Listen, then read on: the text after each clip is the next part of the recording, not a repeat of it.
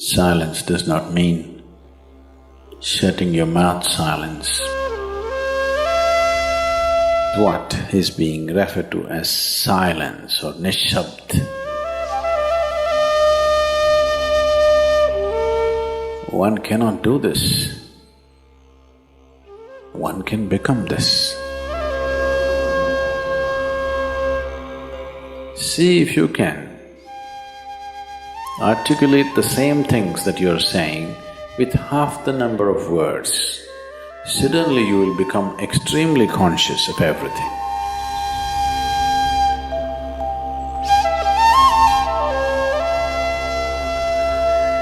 The wind makes its own sound,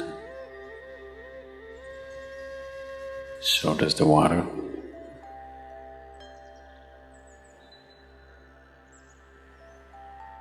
So does the earth. In fact, so does the sky.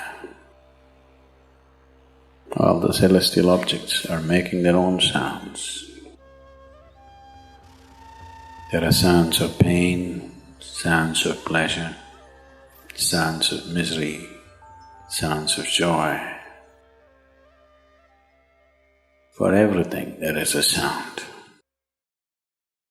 With human life, it's very true. Sounds of life, and there are sounds of death, and there are even sounds of silence.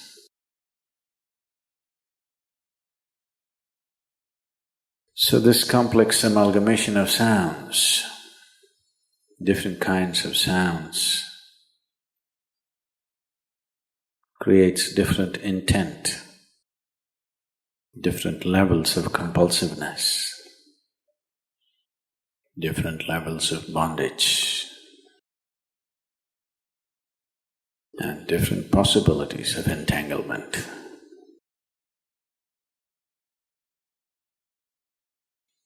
In all this, why one chooses to become silent? Silence is not a way of denying yourself life. It is not even about denying yourself articulation. Silence is about moving from compulsiveness to consciousness. All sounds represent different forms and different dimensions of compulsiveness. When one chooses to become conscious, not be entangled in the compulsive nature of the existence, he naturally chooses to become silent. Silence does not mean shutting your mouth silence, plugging your ears silence. You can sing in silence, you can dance in silence, you can even speak in silence, you can even scream in silence. You don't try.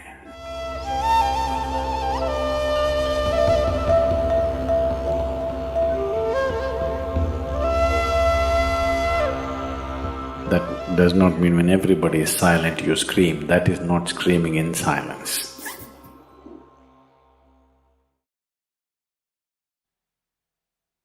Because sound is of the surface, silence is of the core. It is only the surface which makes the sound. See, now the water is hitting the surface and making the sound. Deep down, there is no sound. That is so with life. On the surface, it is a very complex mesh of sounds, a maze of sounds happening. But at the core, there is no sound. There is no word for no sound in English language. We call it nishabd. That means absence of sound, a total absence of sound. Absence of sound means absence of reverberation. Absence of reverberation means absence of life. Absence of life means absence of creation. Absence of creation means absence of the Creator too. So a space which is beyond creation and Creator, a dimension which is beyond life and death, that is what is being referred to as silence or nishabd.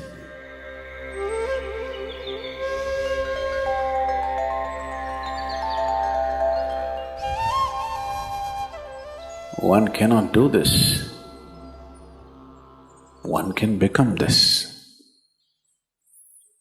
Commonly, there are two words employed to describe this. One is maun, that means you're practicing silence, you're not silent. You shut your mouth and you're remaining in maun. This is not nishabd. Maun means you're practicing silence. If you're practicing something, obviously you're not that. Are you life or are you practicing life? I'm asking you. Are you life or are you practicing life? Practicing life? No, your life. Maybe not very well practiced, but your life. Similarly, there is a difference between practicing silence and becoming silence. Practicing silence starts as a certain restriction, but slowly, as one practices silence, one can possibly become silent. One can become silent in intense activity, but nobody can keep up intense activity forever. Moments of intense activity are only moments, nobody can sustain it. You'll expend yourself. Only if you can achieve it in inactivity, it is sustainable. If something is possible only in intense activity, it is never sustainable. In a very intense and ecstatic moment of singing, somebody may become or taste a moment of silence. But how long can you keep it up? Your throat will tear. And your neighbors may kill you.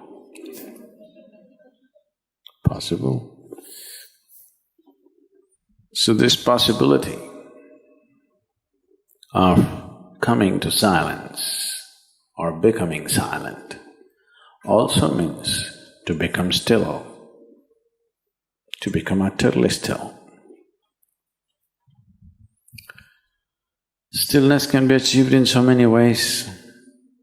If you watch a snake, he's still.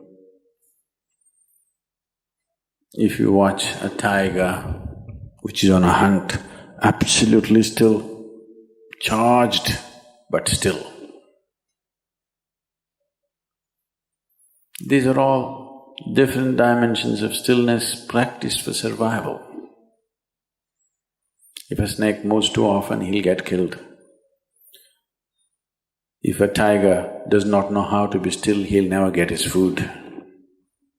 These are all acts of survival. A human being, for survival, he has to be active. Only when his vision falls upon something which is beyond survival, then he will think of stillness. Then he will understand as he observes himself, as he notices the complexity of one's compulsions. He understands the only way to solve it is to become still. to train this body, to train this mind, to become still.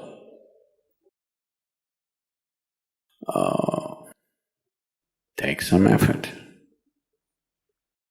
If one is simply blissed out, he will become still.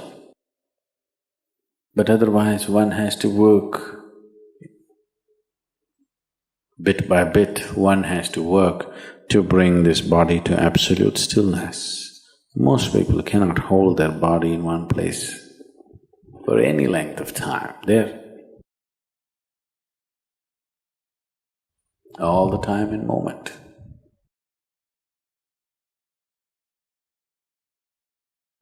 As it is said, a man is ill only because he does not know how to be still. Because in stillness, you're in touch with a dimension way beyond creation.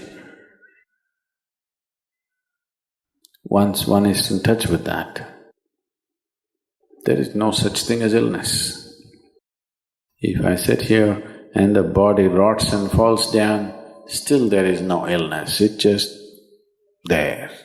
Because in fact, when one becomes utterly still, he may not be able to hold on to the body unless he learns the tricks, the mechanism of the body.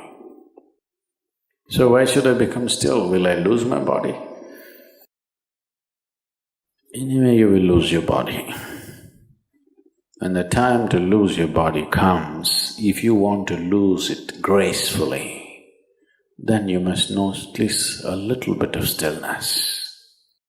If you want to put your body down like you can put this piece of cloth down, with the same ease, with the same gracefulness, then you need to have some stillness in you. Otherwise, you and your body, you have to be torn apart, which is an ugly thing to do. When you're being torn away from your body, it is an ugly and painful thing to do, unless you can keep it down. There's no grace in life.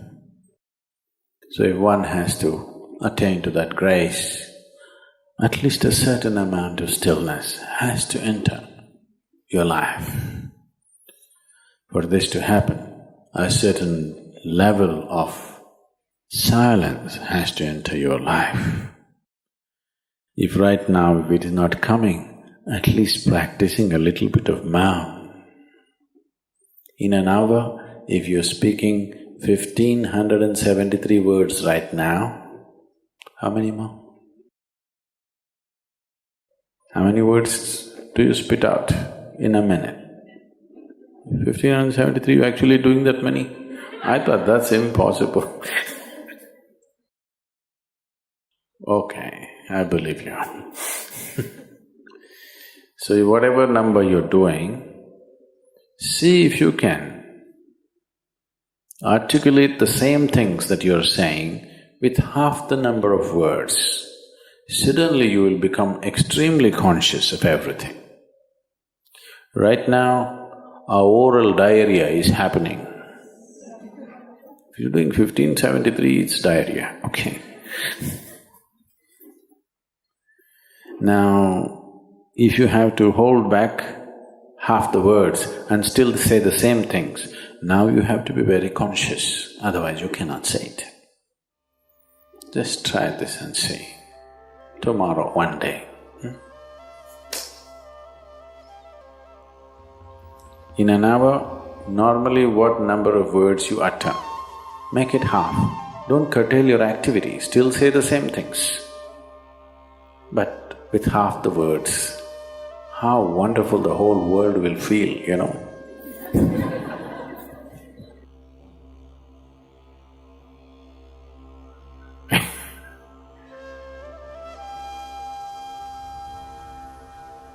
World will be a wonderful place, I'm telling you, tomorrow, if everybody does this.